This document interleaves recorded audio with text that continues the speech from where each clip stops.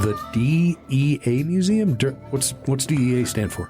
Drug Enforcement Agency. Oh, okay. I was in a movie about that, Sicario, about the drug wars and stuff. Now I'm with you. Okay. What were you saying about it? It's a museum in Arlington, There's Virginia? a museum in Arlington, Virginia, outside of D.C. Yeah.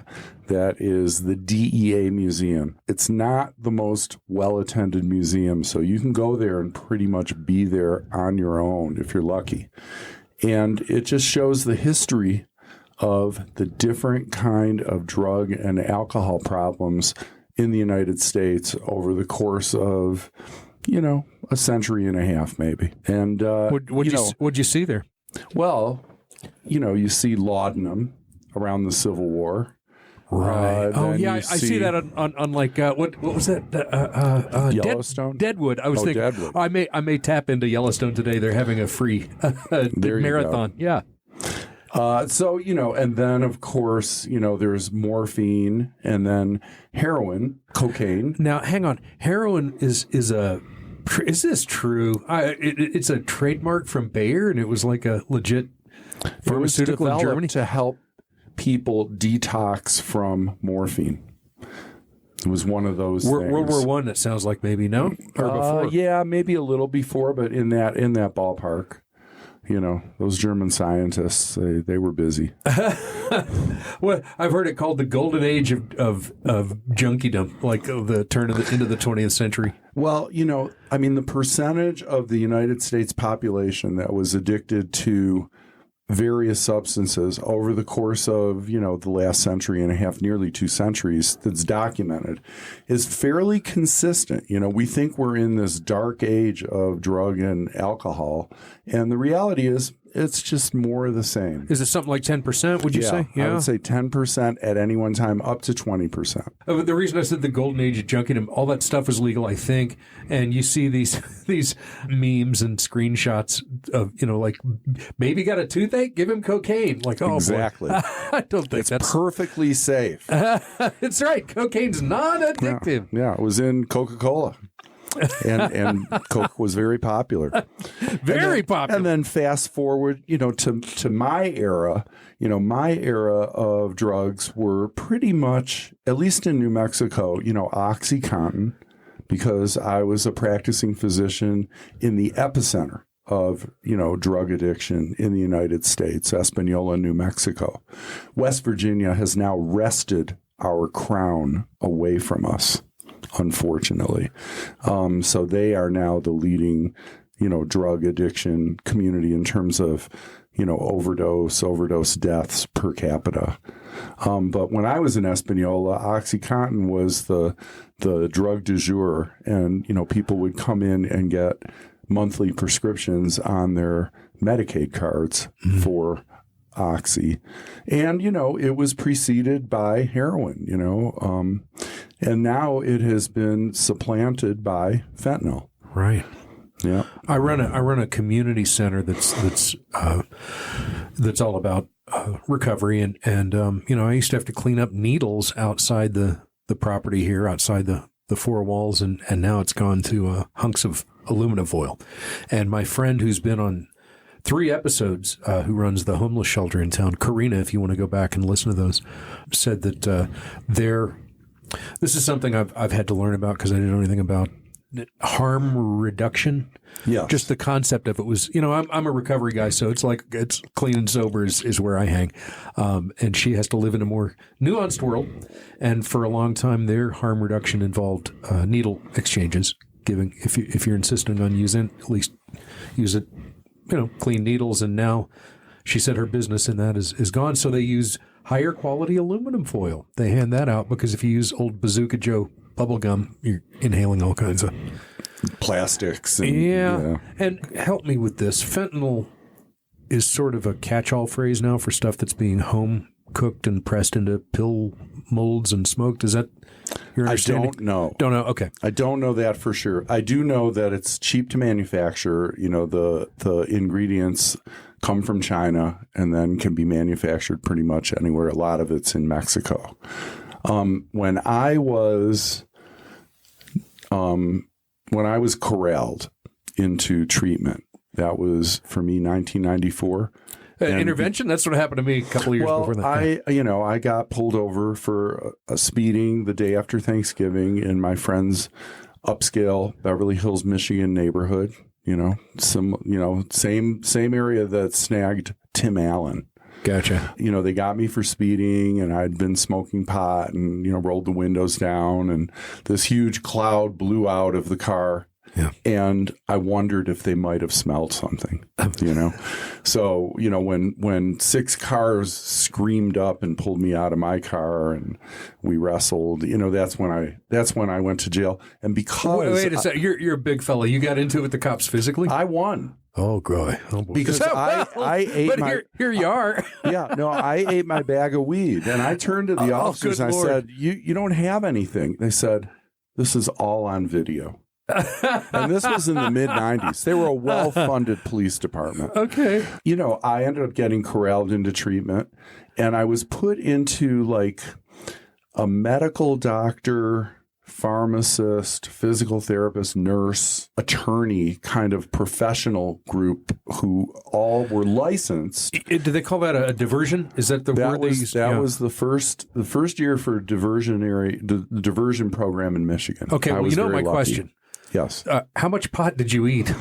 A bag, an entire bag. Did you have a big gulp to wash it down? That's not easy. I drank a lot of water in jail. And I was worried that I would obstruct my, digestive tract and, need surgery or something. Okay. So the diversion program, I heard, confirm or refute, very high success rate because your license is at stake and it's super focused. What do you make of that? I would say that could very well be true. We're still, drug addicts, and doctors in particular are very stubborn.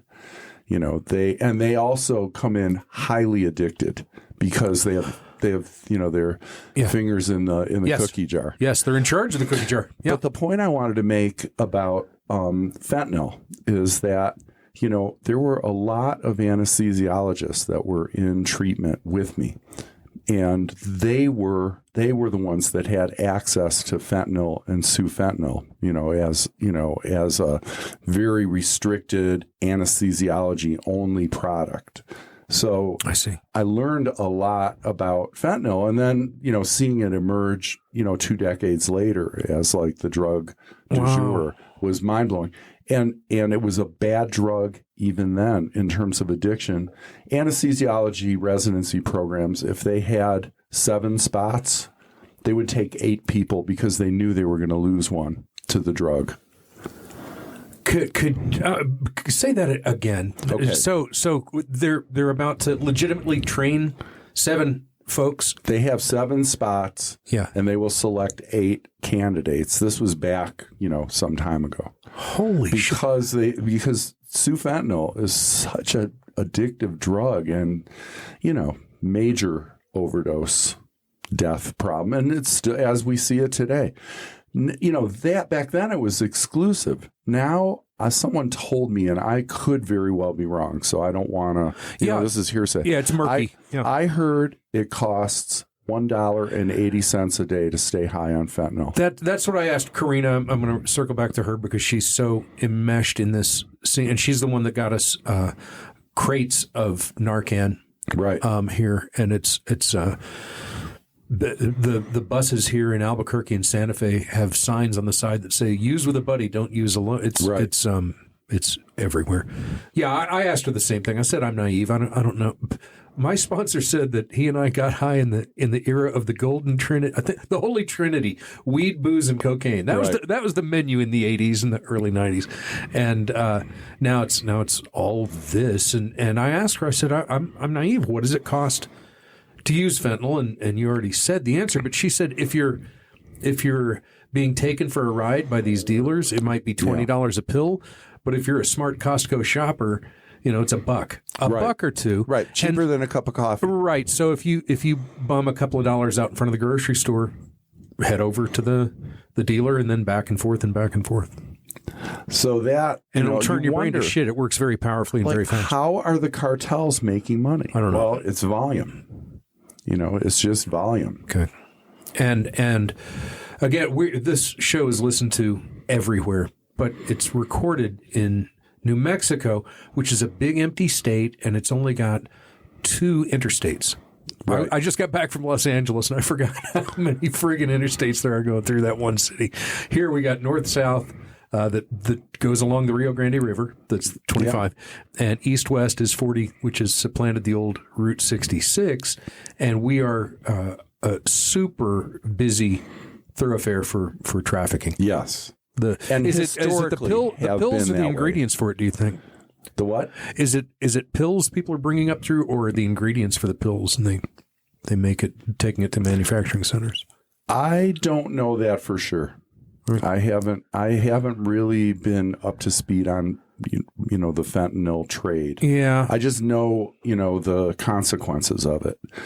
Driving down Central in Albuquerque, driving down Cerrillos in Santa Fe, it's devastating. It's incredible. And you and I are in recovery, and so we're working the other side of the street. I got one friend that says they probably shut down a few breweries when I got sober. We're cutting down on the demand end of things by being sober, and we hope helping other people who want to get sober do that.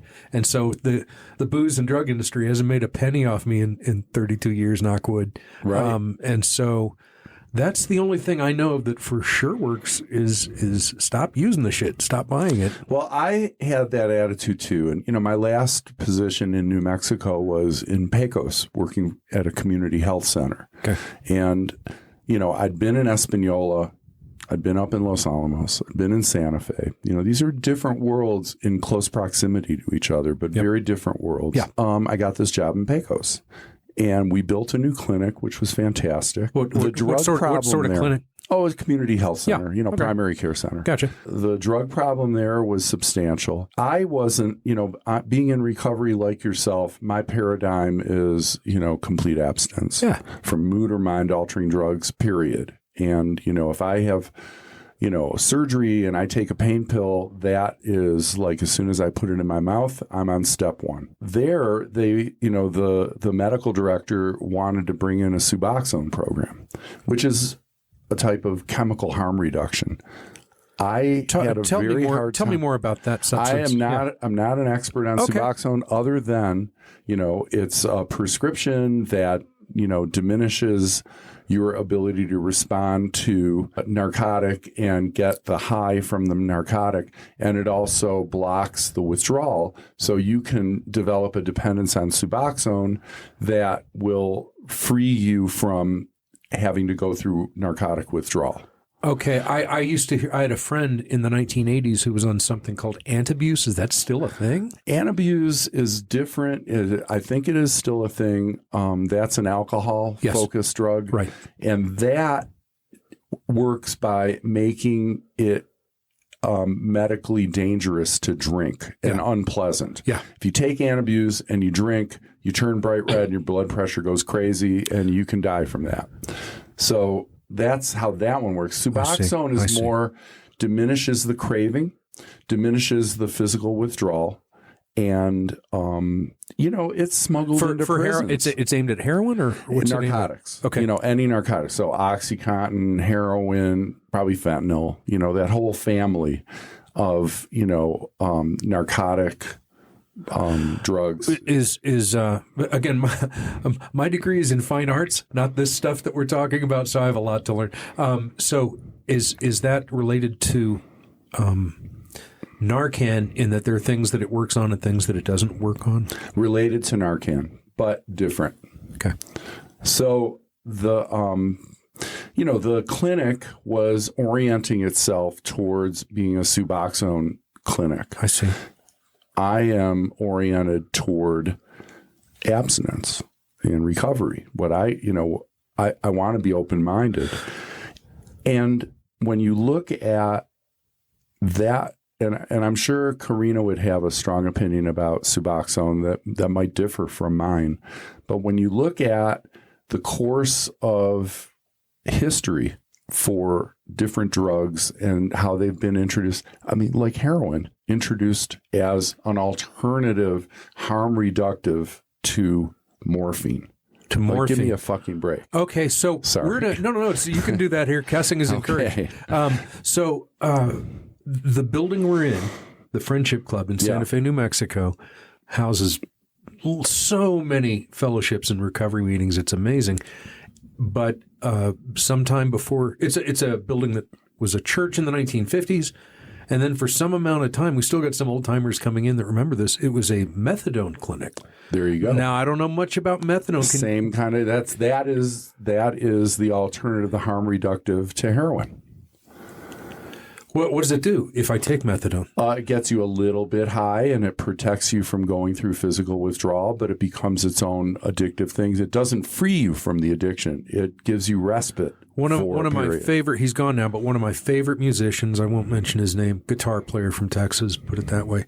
Not Stevie Ray Vaughan, was on methadone the last 30, 40 years of his life. Yep. And he still had a career. He looked not great, but he was still making records and touring. So he was functioning. But Right. now I know a little more about that. Is that still, do they still have methadone clinics? I think so. I think it's low ebb compared to Suboxone, which tends to be a little less euphoric, potential euphoria. Do people on Suboxone go to 12-step meetings and take 30-day chips and 60-day chips? I think some do. All right. I don't know how many. I wouldn't know how to parse that out. Right. It became a very popular opportunity, and people moved from all over the state of New Mexico to be in, near the Pecos Clinic so they could get their Suboxone. Because, here you are on Medicaid, so it's sort of like you get your drugs for free. And then there would be people that would play around, supplanting their Suboxone doses for narcotic doses. So Honestly, it's like having Coors Light and whiskey in your house. Correct. Okay. That's how I see it. Otherwise, why the heck would they smuggle Suboxone into prisons? Like, I don't, it's got to be kind of recreational and euphoric. It's got to be. I've heard that. I don't have any experience with those kinds of drugs. I dodged that bullet.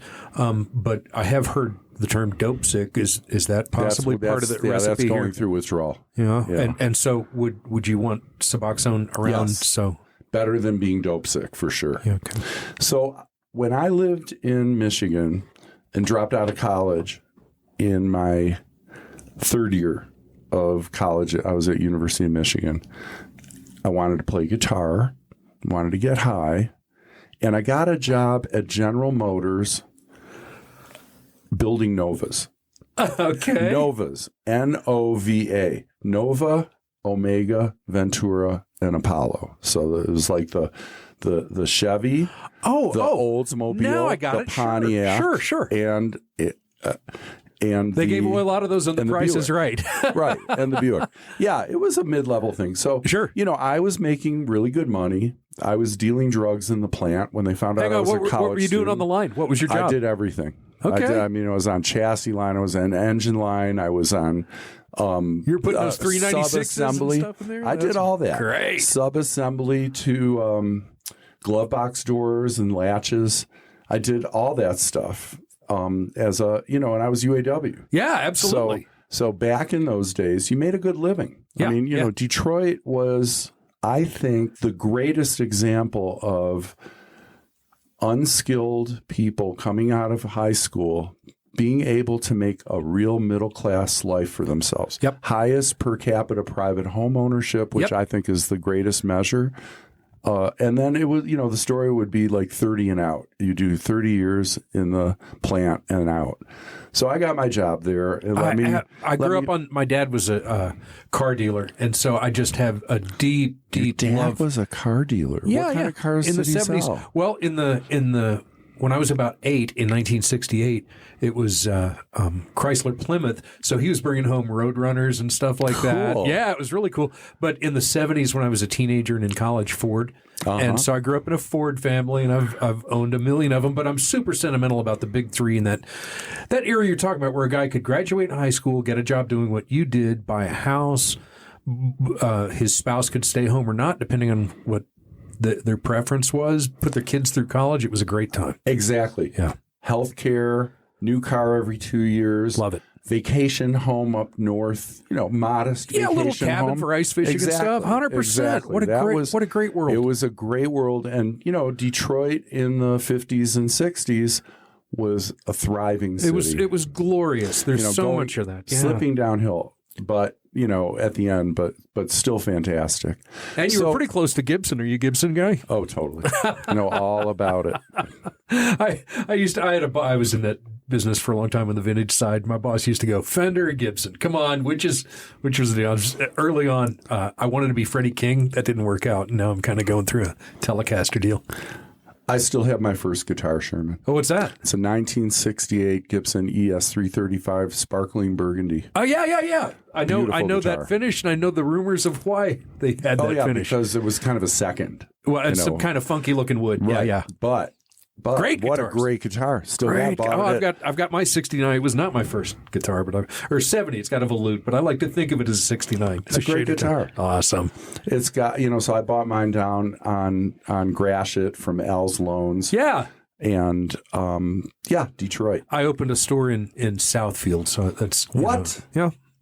What kind of store? Guitar Center. I used to do grand openings for them, and which back at that time in the late 90s, it was a huge deal to open a new Guitar Center location.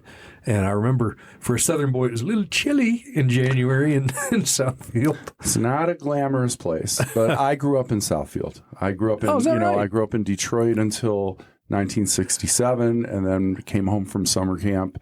And it's like, where are we going? The time I spent there, I was impressed with the talent of the musicians and the salt of the earth cut of the jib of everybody I hung out with. It was just good, reliable, nice people. I really loved it. I love Michigan music history, musicianship. Yeah, it's all fantastic.